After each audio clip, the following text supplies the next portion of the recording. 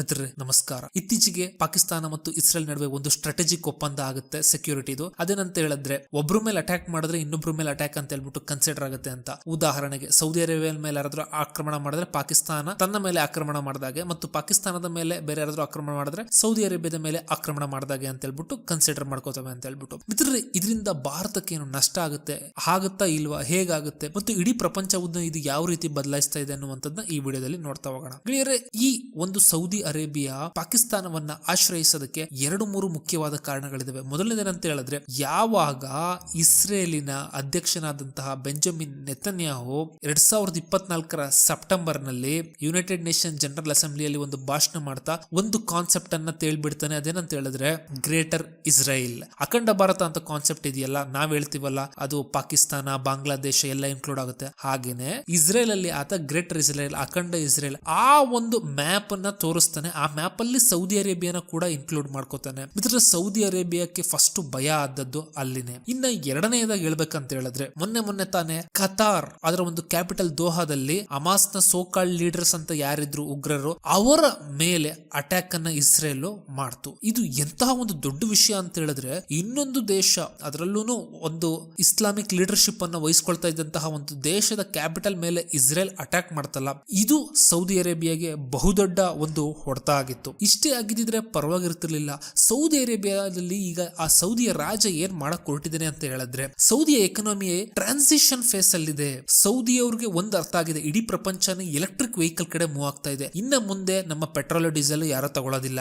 ಆಗೇನಾದ್ರು ಆಯ್ತು ಅಂತ ಹೇಳಿದ್ರೆ ನಾವು ನಮ್ಮ ಆರ್ಥಿಕತೆಯನ್ನ ಹೇಗೆ ಬೆಳೆಸ್ಕೋಬೇಕು ಅಂತ ಹೇಳ್ಬಿಟ್ಟು ಅವರು ಆ ಟ್ರಾನ್ಸಿಷನ್ ಅಲ್ಲಿ ಇದಾರೆ. ಅದಕ್ಕೆ AI ಹಬ್ ಮಾಡ್ತಾ ಇದಾರೆ, ಸ್ಟೇಡಿಯಂಗಳನ್ನ ಕಟ್ಟಿಸ್ತಾ ಇದಾರೆ, ಬೇರೆ ಬೇರೆ ರೀತಿಯಾದಂತಹ ಗೇಮ್ಸ್ ಗಳನ್ನ ಅಟ್ರಾಕ್ಟ್ ಮಾಡೋದಕ್ಕೆ, ಎಲ್ಲದಕ್ಕಿಂತ ಹೆಚ್ಚಾಗಿ ಟೂರಿಸಂ ಹಬ್ ಆಗಿ ಡೆವಲಪ್ ಮಾಡ್ತಾ ಇದ್ದಾರೆ. ದೊಡ್ಡ ದೊಡ್ಡ ಬೇರೆ ಬೇರೆ ಆಂಟರ್ಪ್ರಿನರ್ ಗಳನ್ನ ಕರೆಸ್ಕೊಂಡು. ಸೊ ಇಡೀ ಅರಬ್ ಎಕಾನಮಿನೇ ಟ್ರಾನ್ಸಿಷನ್ ಫೇಸ್ ಅಲ್ಲಿದೆ. ಇಂತಹ ಸಮಯದಲ್ಲಿ ಇಸ್ರೇಲಿನ ಇಂತಹ ಅಡ್ವೆಂಚರ್ಗಳು ಆತನಿಗೆ ಬಹಳ ಒಂದು ಡೇಂಜರ್ ಆಗಿ ಕಾಣುತ್ತೆ. ಅದು ಅಲ್ದಿರ ಯಾವುದೇ ಇನ್ವೆಸ್ಟರ್ ಯಾವ ದೇಶದಲ್ಲಿ ಇನ್ವೆಸ್ಟ್ ಮಾಡ್ತಾರೆ ಅಂತ ಹೇಳಿದ್ರೆ ಆ ದೇಶದ ಒಂದು ಸ್ಟೆಬಿಲಿಟಿ, ಸೆಕ್ಯೂರಿಟಿ ಅದು ಚೆನ್ನಾಗಿರ್ಬೇಕು ಅಂತ ಹೇಳ್ಬಿಟ್ಟು. ಹೀಗೆ ಇಸ್ರೇಲ್ ಯಾವುದೋ ಒಂದು ದೇಶದ ಒಳಗೆ ನುಗ್ಗು ಹೊಡಿಯುತ್ತೆ ಅಂತ ಹೇಳಿದ್ರೆ ಸೌದಿ ಅರೇಬಿಯಾದಲ್ಲಿ ಯಾರು ಇನ್ವೆಸ್ಟ್ ಮಾಡಕ್ ಬರೋದಿಲ್ಲ. ಯಾಕೆಂತ ಹೇಳಿದ್ರೆ ಸೌದಿ ಅರೇಬಿಯಾ ಸೆಕ್ಯೂರಿಟಿಗೆ ಸೇಫ್ ಹೆವನ್ ಅನ್ನಿಸ್ಕೊಳ್ಳೋದಿಲ್ಲ. ಅದೇ ಕಾರಣಕ್ಕಾಗಿ ಆತನಿಗೆ ಈಗ ಸೆಕ್ಯೂರಿಟಿಗೋಸ್ಕರ ಕಂಡಿದ್ದೇನೆ ಪಾಕಿಸ್ತಾನ. ಯಾಕೆಂತ ಹೇಳಿದ್ರೆ ಪಾಕಿಸ್ತಾನದ ನ್ಯೂಕ್ಲಿಯರ್ ಇನ್ಫ್ರಾಸ್ಟ್ರಕ್ಚರ್ ನ ಸೆಟಪ್ ಮಾಡೋದಕ್ಕೆ ಅಥವಾ ಪಾಕಿಸ್ತಾನವನ್ನ ಒಂದು ಬ್ಯಾಕಪ್ ಆಗಿ ಇವರು ಯಾವಾಗ್ಲೂ ಇಟ್ಕೊಂಡಿರ್ತಾರೆ ಸೌದಿ ಅರೇಬಿಯಾ. ಯಾಕೆಂತ ಹೇಳಿದ್ರೆ ಟ್ರೆಡಿಷನಲ್ ಆಗಿ ಸೌದಿ ಅವರು ಅವರ ಸೆಕ್ಯೂರಿಟಿ ಮೇಲೆ ಡಿಪೆಂಡ್ ಆಗಿದ್ದೇನೆ ಅಮೆರಿಕ ಮೇಲೆ. ಆದ್ರೆ ಯಾವಾಗ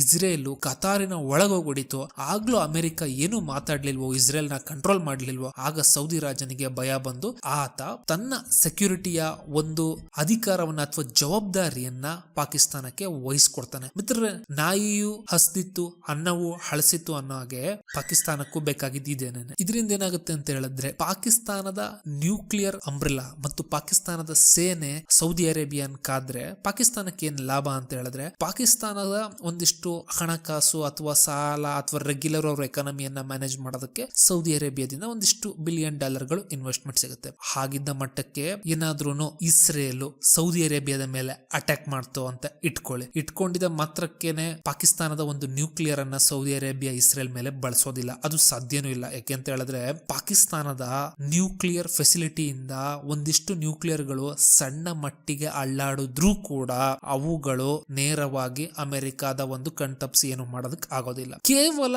ಪಾಕಿಸ್ತಾನಿ ಸೈನಿಕರನ್ನ ಕುರಿಗಳ ಹಾಗೆ ಸೌದಿ ಅರೇಬಿಯಾ ಇಸ್ರೇಲ್ ವಿರುದ್ಧ ಬಳಸ್ಕೋಬಹುದು. ಇಷ್ಟೇನೆ ಈ ಒಂದು ಸೆಕ್ಯೂರಿಟಿ ಪ್ಯಾಕಿನ ಉದ್ದೇಶ. ಆಗಿದ್ರೆ ನಾವು ಈಗ ಭಾರತದ ಪರ್ಸ್ಪೆಕ್ಟಿವ್ ಇಂದ ನೋಡೋಣ. ಇನ್ ಕೇಸ್ ಏನಾದ್ರೂ ನಡೀತಾನೆ ಇರ್ತದೆ, ಪಾಕಿಸ್ತಾನ ಯಾವಾಗ್ಲೂ ಭಾರತದ ಮೇಲೆ ಟೆರರಿಸ್ಟ್ ದಾಳಿ ಮಾಡುವಂತದ್ದು. ಆ ಸಮಯದಲ್ಲಿ ಭಾರತ ಈಗ ಏನ್ ಹೇಳಿದೆ ಅಂತ ಹೇಳಿದ್ರೆ, ನಾವು ಅದನ್ನು ಯುದ್ಧ ಅಂತ ಕನ್ಸಿಡರ್ ಮಾಡ್ಕೋತೀವಿ ಅಂತ ಹೇಳಿದೆ. ಆಬ್ವಿಯಸ್ಲಿ ಇಂಡಿಯಾ ರಿಟಾಲಿಯೇಟ್ ಮಾಡ್ತು ಅಂತ ಹೇಳಿದ್ರೆ ಸೌದಿ ಅರೇಬಿಯಾ ಪಾಕಿಸ್ತಾನ ಜೊತೆ ಬರುತ್ತಾ? ಖಂಡಿತ ಬರೋದಿಲ್ಲ. ಯಾಕೆಂತ ಹೇಳಿದ್ರೆ ಸೌದಿ ಅರೇಬಿಯಾ ಕೈಲೇನೆ ಏನು ಇಲ್ಲ. ಸೌದಿ ಅರೇಬಿಯಾನೇ ಪಾಕಿಸ್ತಾನ ಹತ್ರ ಸೆಕ್ಯೂರಿಟಿ ಕೇಳ್ತಿದೆ. ಹಾಗಿದ್ರೆ ಸೌದಿ ಅರೇಬಿಯಾ ಇರುವ ಹತ್ರ ಪವರ್ ಏನು? ಮೊದಲನೇದು ಆಯಿಲ್. ನಾವು ಭಾರತಕ್ಕೆ ಆಯಿಲ್ ಸರಬರಾಜು ಮಾಡೋದಿಲ್ಲ ಅಂತ ಹೇಳ್ಬಿಟ್ಟು ಸೌದಿ ಅರೇಬಿಯಾ ಹೇಳ್ಬಹುದು. ಪರವಾಗಿಲ್ಲ, ಭಾರತ ಬೇರೆ ಬೇರೆ ಕಡೆಯಿಂದ ಮ್ಯಾನೇಜ್ ಮಾಡುವಂತಹ ಕೆಪಾಸಿಟಿ ಇದೆ. ಇನ್ನ ಎರಡನೇದಾಗಿ ಸೌದಿಯ ಇನ್ವೆಸ್ಟ್ಮೆಂಟ್ ಗಳು ಭಾರತದಲ್ಲಿ ಆಗದೆ ಇರಬಹುದು ಅಥವಾ ಕಮ್ಮಿ ಆಗ್ಬಹುದು, ಅದಕ್ಕೆ ಹೊಡೆತ ಬೀಳಬಹುದು. ಇನ್ನ ಮೂರನೇದು ಮ್ಯಾಕ್ಸಿಮಮ್ ಸೌದಿ ಅರೇಬಿಯಾ ಏನ್ ಮಾಡಬಹುದು ಅಂತ ಹೇಳಿದ್ರೆ, ಈಗ ಭಾರತೀಯರು ಸೌದಿ ಮತ್ತು ಅರಬ್ ರೀಜನ್ ಅಲ್ಲಿ ಎಷ್ಟು ಜನ ಕೆಲಸ ಮಾಡ್ತಾ ಇದ್ದಾರೆ ಅವರ ಮೇಲೆ ಪ್ರೆಷರ್ ಅನ್ನ ಅಥವಾ ಅವರ ಮೇಲೆ ಬೇರೆ ಬೇರೆ ರೀತಿಯಾದಂತಹ ಕ್ರಮಗಳನ್ನ ತೆಗೆದುಕೋಬಹುದು. ಆದ್ರೆ ಆ ಕೆಲಸ ಮಾಡ್ತಾ ಇರೋಲ್ಲೂ ಕೂಡ ಎರಡು ತರ ತರ ಇದೆ, ಒಂದು ವೈಟ್ ಕಲರ್ ಜಾಬ್ಸ್, ಒಂದು ಬ್ಲೂ ಕಲರ್ ಜಾಬ್ಸ್ ಅಂತ ಹೇಳ್ಬಿಟ್ಟು. ವೈಟ್ ಕಲರ್ ಜಾಬ್ಸ್ ಅವ್ರನ್ನ ಯಾವುದೇ ಕಾರಣಕ್ಕೂ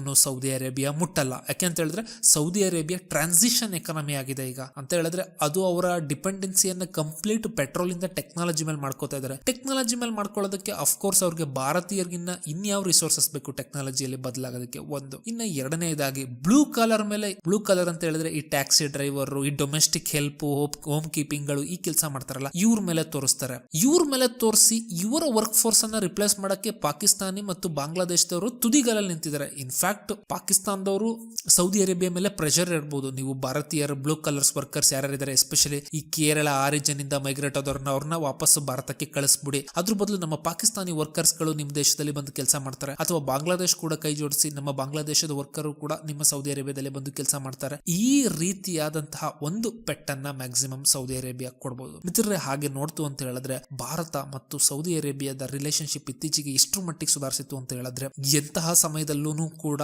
ಪಾಕಿಸ್ತಾನ ಮತ್ತು ಭಾರತದ ಜೊತೆ ಕ್ಲಾಶ್ ಆದಾಗ ಸೌದಿ ಅರೇಬಿಯಾ ಭಾರತದ ವಿರುದ್ಧವಾಗಿ ಅಂತಹ ದೊಡ್ಡ ಸ್ಟೇಟ್ಮೆಂಟ್ ಗಳನ್ನೇನು ಕೊಟ್ಟಿರಲಿಲ್ಲ. ಇಷ್ಟರ ಮಟ್ಟಿಗೆ ಒಂದು ಸುಧಾರಿಸಿತ್ತು. ಆದ್ರೆ ಈ ಒಂದು ಡೆವಲಪ್ಮೆಂಟ್ ತಕ್ಕ ಮಟ್ಟಿಗೆ ಕೇವಲ ಒಂದಿಷ್ಟು ಈ ವಿಷಯಗಳಲ್ಲಿ ಎಕನಾಮಿಕ್ ಪಾರ್ಟ್ನರ್ಶಿಪ್ ಇನ್ವೆಸ್ಟ್ ಗಳ ಮಟ್ಟಿಗೆ ಸ್ವಲ್ಪ ಪ್ರಾಬ್ಲಮ್ ಅನ್ನ ಕ್ರಿಯೇಟ್ ಮಾಡಬಹುದು ಖಂಡಿತ. ಆಗಿದ್ರೆ ಇವೆಲ್ಲದನ್ನು ಎಲ್ಲಿ ತಕ್ಕ ನಡೆಯುತ್ತೆ ಅಂತ ನೋಡೋದಾಯ್ತು ಅಂತ ಹೇಳಿದ್ರೆ, ಇಸ್ರೇಲಿನ ಒಂದು ಗ್ರೇಟರ್ ಇಸ್ರೇಲ್ ಅಂತ ಹೇಳ್ಬಿಟ್ಟು ಒಂದು ಏನು ಗುರಿ ಇದೆ, ಅದರಲ್ಲಿ ಅದು ಅಟ್ಲೀಸ್ಟ್ ಒಂದು 50% ನಾದ್ರೂ ಅಚೀವ್ ಮಾಡ್ಕೊಂಡೇ ಮಾಡುತ್ತೆ. ಅದು ಇನ್ನ 10 ವರ್ಷದಲ್ಲಿ ಮಾಡ್ಕೊಂಡೇ ಮಾಡುತ್ತೆ. ಅಲ್ಲಿನ ತಕ್ಕ ಈ ಒಂದು ಸೌದಿ ಅರೇಬಿಯಾ ಮತ್ತು ಪಾಕಿಸ್ತಾನದ ಪಾರ್ಟ್ನರ್ಶಿಪ್ ಖಂಡಿತ ಇರುತ್ತೆ ಅಂತ ಹೇಳ್ಬೋದು. ಆಮೇಲೆ ಡೈನಮಿಕ್ಸ್ ಹೇಗೆ ಬದಲಾಗುತ್ತೋ ಅದಕ್ಕೆ ತಕ್ಕನಾಗಿ ಒಪ್ಪಂದಗಳು ಬದಲಾಗ್ತಾ ಹೋಗ್ತವೆ. ಇದಿಷ್ಟು ಈ ಒಂದು ಸೌದಿ ಮತ್ತು ಪಾಕಿಸ್ತಾನದ ಪಾರ್ಟ್ನರ್ಶಿಪ್ ಕುರಿತಂತಾಗಿತ್ತು. ಈ ವಿಡಿಯೋ ನಿಮ್ಗೆ ಇಷ್ಟ ಆಯ್ತು ಅಂತ ಹೇಳಿದ್ರೆ ಲೈಕ್, ಶೇರ್ ಮತ್ತು ಸಬ್ಸ್ಕ್ರೈಬ್ ಮಾಡಿ.